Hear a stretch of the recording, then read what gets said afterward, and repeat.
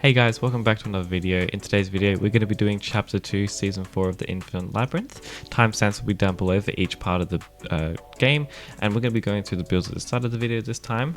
Plantain runs this, swapping out the common artifact for the rare ninja artifact here, this one here. Milo runs this, also swapping out for the ninja artifact on 2 and 3. Cherry runs this. Rockstar runs just a water hidden power set, and then on 2 and 3 he runs an amp buff set. Soda runs this, Lemon runs this, Durian runs this, and then swapping out for his artifact on 2 and 3.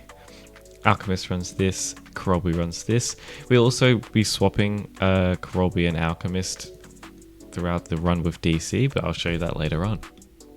Just a quick disclaimer that my guides aren't aimed towards free-to-play players, however you're more than welcome to adapt and change it however you feel like. To start, we're going to be casting Plantain there, and then using Cherry's ultimate in the middle. Once that happens, we're going to be dashing to the right side, and you want to make sure that this enemy over here also comes with you, so she gets killed by Cherry's ultimate. Once we're on the right side though, we're going to use her skill, so she can kill the two enemies on the right side. Then we can come back into the middle, use Milo's ultimate, and then use Plantain's skill. Just like that, very easy chapter. You want to aim for about 7 seconds there. This stage here, you want to make sure you get the 5 stacks with Rockstar, just so you can start doing damage with his ultimate. Once you start the wave, you're going to wait a couple seconds just to use the ultimates to get a quicker kill. Once these guys are dead, you're going to come down to the bottom right over here with Soda and use her ult as quickly as you can to kill the two beetroot enemies to spawn off to the side.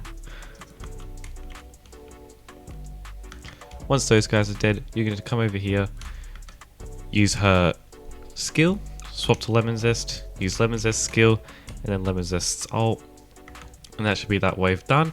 If you can't kill the enemy at the top left with Lemon Zest's skill, you're more than welcome to use a charge attack on one of these enemies over here, then skill, because it will do a little bit more damage since Lemon Zest's artifacts increase damage from a charge attack. But this stage, again, isn't that hard. Werewolf's artifact on Durian, you just want to come over to the bottom right and take 50% of your HP's damage. Once that happens, we're going to come to the middle and use Alchemist's skill and then ultimate. You want to aim it to the bottom left so that the enemy that spawns here gets killed by it, because he does like to move around a lot. Once we do that, we're going to start the wave and use Karobi's skill. You want to aim it to the top 2 bats that spawn over here. Then we're going to swap back to Durian and use his skill to kill the enemies that spawn in. So once those guys are dead, you're going to use his ultimate. Roughly about there where I aimed it before, and you do want to use it pretty early on so this guy doesn't move around. If you do miss him, you should probably reset the run. Once those guys are dead, we're going to swap back to Karobi and use her ultimate on the right side. Now for a quicker kill, I'd suggest dashing to the left side so you can make the ult hit this guy sooner, but you don't have to do that if your Karobi isn't strong enough or if you're just too slow. But then once these guys are dead, that'll be the round done. I've swapped out Plantain's artifact to run the ninja artifact, and I've swapped out Rockstar's gear to run the max amp buff set.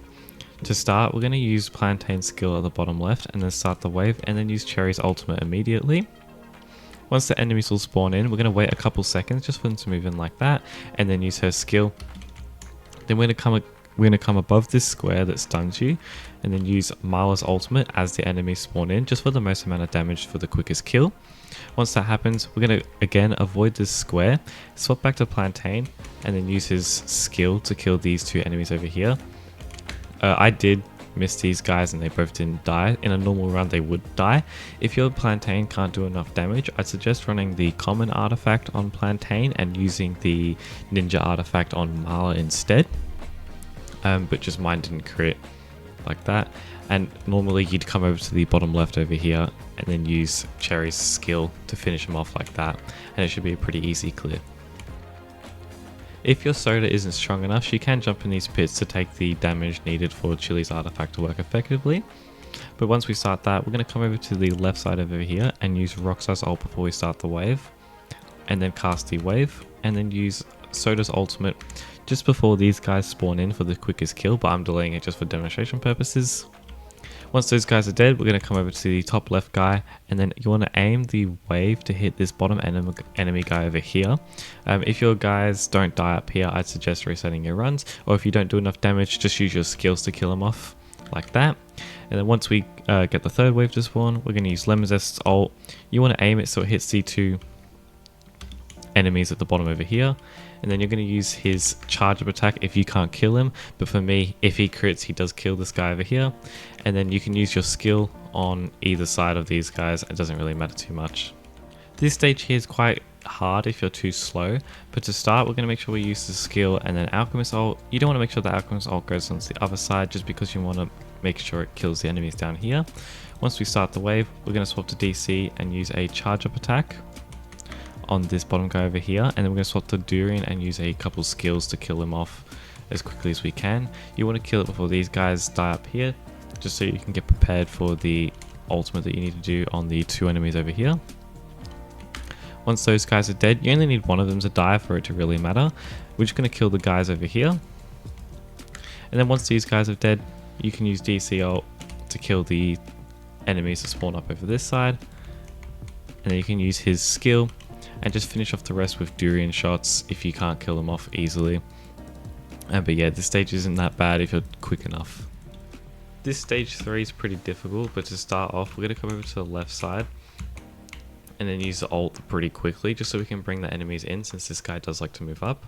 Once that happens, we're going to use a skill, and you want to definitely hit this top left guy over here. Then we're going to swap back to Cherry, use a charge up attack, and then her skill to finish off the enemies over here.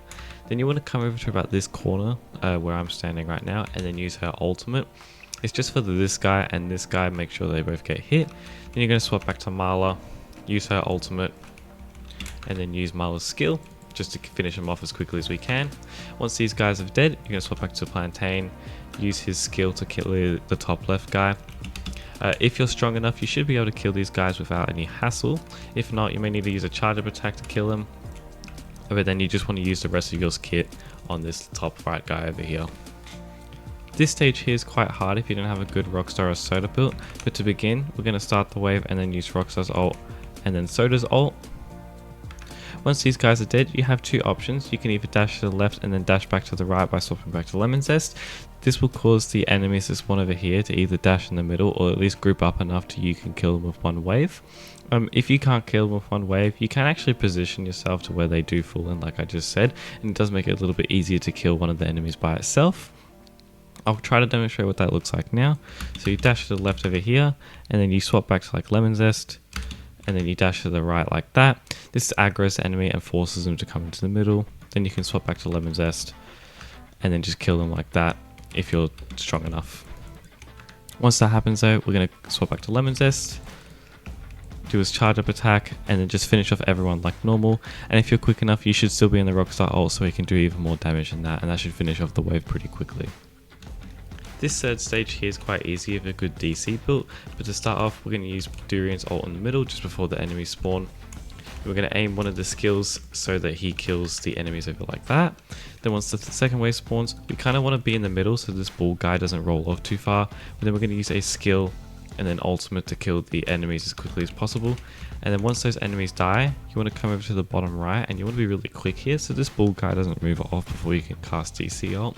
But once you get to the bottom right, you want to use a charge up attack and then DC ult the middle. It should kill both the bats because this bat over here will run to the middle. And if your DC, like I said before, is strong enough, he should just be able to one-shot the enemy in the middle. Like that. My DC here isn't that strong enough, so he can't actually kill it. So I do need to use like a skill or something, and then that would normally kill it, and then that would be your run done. And that will be the complete guide for the Season 4 Chapter 2 of the Infinite Labyrinth. A huge thanks to those that have helped me figure out the strats, and like I mentioned at the start of the video, the builds are there and the timestamps will be down below. Thank you for watching and tune in next week for a new Infinite Labyrinth guide.